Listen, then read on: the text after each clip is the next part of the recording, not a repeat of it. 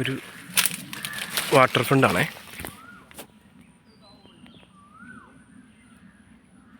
കൈ വഴി കൂടെ ചെന്ന് കഴിഞ്ഞാൽ നമ്മൾ നേരെ എന്താ പറയുക തൊട്ടപ്പുറത്ത് ഒരു 100 മീറ്റർ അപ്പുറത്തേക്ക് പെരിയാർ പുഴയാണ്.